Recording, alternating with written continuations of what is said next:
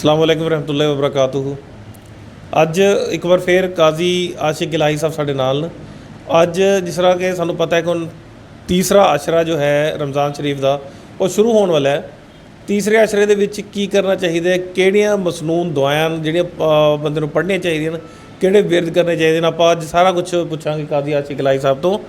काजी साहब एक बार फिर से मैं आपको वेलकम कहता हूँ अपने चैनल रिसेंट टाइम में जी। जज़ाकल्लाह खैर, शुक्रिया मामून भाई। काजी साहब तीसरे अशरे के कोई मखसूस कुछ दुआएं होती हैं कि जो पढ़नी चाहिए, क्या करना चाहिए तीसरे अशरे में, कैसे अल्लाह से तौबा करनी चाहिए, जैसे जहन्नम से खलासी का इसको कहते हैं कि अशरा होता है, इसमें क्या करना चाहिए सर? हामिद मुसल्लियन अम्मा बाद। अल्लाह के रसूल सल्लल्लाहु अलैहि वसल्लम ने इस अशरे को, जिस अशरे में हम दाखिल होने वाले हैं, यानी तीसरा अशरा, इस अशरे को ये कहा कि इत्कुम मिनन नार, कि इस ख़ास अशरे की एक ख़ास खसूसियत ये है कि इस महीने में या इस अशरे में अल्लाह ताला ख़ास तौर पर लोगों को जहन्नम से खलासी का परवाना देते हैं, जहन्नम से नजात दिलाने का एक वादा करते हैं कि जितने लोगों को इस महीने में या इस अशरे में जहन्नम से नजात दिलाया जाता है वो किसी और अशरे में वैसा नहीं होता। एक ज़ाहिर से बात एक समझ में इसमें ये आती है कि जब अल्लाह ताला ने अब तक जहन्नम जाने का या जन्नत में जाने का कोई फ़ैसला किया नहीं, वो तो हश्र के बाद होगा, तो फिर इसका क्या मतलब है कि इस अशरे में जहन्नम से खलासी का परवाना दिया जाता है? उसका मतलब ये है कि अल्लाह ताला इस महीने में अपनी जो रहमत होती है वो खोल देते हैं, यानी कि बंदों को जहन्नम में जाने वाले आमाल से इस महीने में ज़्यादातर रोकने के लिए अल्लाह ताला ने ये एक वादा फरमाया है कि इंसान अगर थोड़ा सा भी अमल कर ले इस महीने में जहन्नम से बचने वाला, तो अल्लाह ताला उस पर एक रहमत अता फरमाते हैं और उसकी रहमत आम और ताम हो जाती है। तो इस बुनियाद पर कहा गया है कि ये महीना जो है जहन्नम से खलासी का ज़रिया है। इसी वजह से अल्लाह के रसूल सल्लल्लाहु अलैहि वसल्लम के बारे में आता है कि अल्लाह के रसूल सल्लल्लाहु अलैहि वसल्लम ख़ास तौर पर जब अखीर अशरा दाखिल होता था तो आप सल्लल्लाहु अलैहि वसल्लम की रहमत उफ़ान पे आती थी और ये कहा करते थे कि वकाना अजवद मिनल बिलखैर मिनर रिहिल मुरसलती, कि आप सल्लल्लाहु अलैहि वसल्लम ख़ास तौर पर इस अशरे में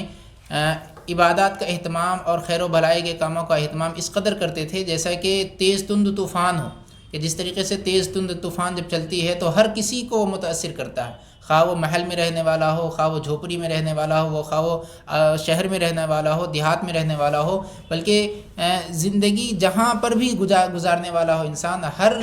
उस शख्स को मुतासिर करता है तेज़ तुंद तूफ़ान। तो उसी तरीके से आप सल्लल्लाहु अलैहि वसल्लम की खैर व भलाई और आप सल्लल्लाहु अलैहि वसल्लम के इस अशरे में इबादत का जो इस कदर एहतमाम था कि हर कसो नाकस आप सल्लल्लाहु अलैहि वसल्लम की उस भलाई खैर व भलाई से फैज़ पाता था और आप सल्लल्लाहु अलैहि वसल्लम को देखता था। तो इस बुनियाद पर इस अशरे को ये कहा गया है कि इसमें इत्कुम मिनन नार, के लोगों को ख़ास तौर पर जहन्नम से खलासी का परवाना मिलता है। दूसरी बात यह है कि इस महीने में जहन्नम से खलासी का परवाने का एक मतलब ये भी है कि इंसान जो है बुरे आमाल करने के नतीजे में अल्लाह ताला के नविश्ते में वो तय हो जाता है कि हाँ ये शख्स जहन्नमी है या ये शख्स जन्नती है, या ये कह सकते हैं दूसरे मतलब में कि अब जन्नती के होने के आमाल इशारा करता है इस बात की तरफ कि ये शख्स जन्नती है, जहन्नमी वाले आमाल इशारा करता है इस बात की तरफ ये शख्स जहन्नमी है। तो उस हिसाब से अल्लाह ताला तय कर देते हैं कि हाँ ये शख्स जहन्नमी, इसके मुक़द्दर में लिखा हुआ है जहन्नम का होना, या ये कि ये इसका जन्नती होना मुक़द्दर में लिखा हुआ है, लेकिन बंदों को इसका इल्म नहीं। अल्लाह को तो पता है कि कौन जन्नती है कौन जहन्नमी है, वो सब कुछ नविश्ते तकदीर में लिखा हुआ है। तो इस हिसाब से अल्लाह तबारक व तआला लोगों को जहन्नम से आज़ाद कर देते हैं कि जिन लोगों का पहले से तय हुआ है कि वो जहन्नमी है, लेकिन कुछ आमाल उनकी तरफ से ऐसे सरजद होते हैं जिसकी बुनियाद पर अल्लाह ताला एक ख़ास रहमत फरमाते हैं और उस बुनियाद पर वो जहन्नम से खलासी का परवाना उसको मिल जाता है। तो ये मतलब है जहन्नम से खलासी का। इस महीने में ये इस अशरे में आम तौर पर सहाबा और आप सल्लल्लाहु अलैहि वसल्लम को जो मामूल था वो था ये कि जहन्नम से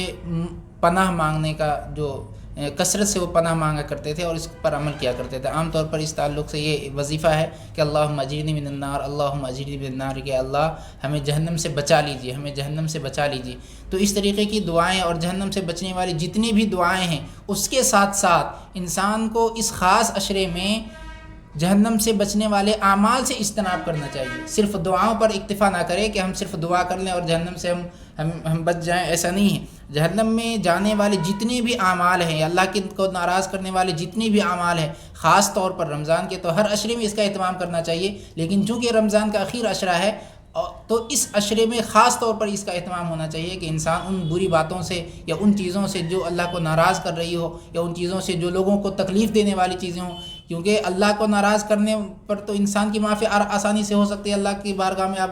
ہاتھ اٹھائیں گے اور فوراً اللہ تعالیٰ آپ کو معاف کر دیں. لیکن سب سے بڑا گناہ یہ ہوتا ہے کہ انسان لوگوں کو تکلیف دے.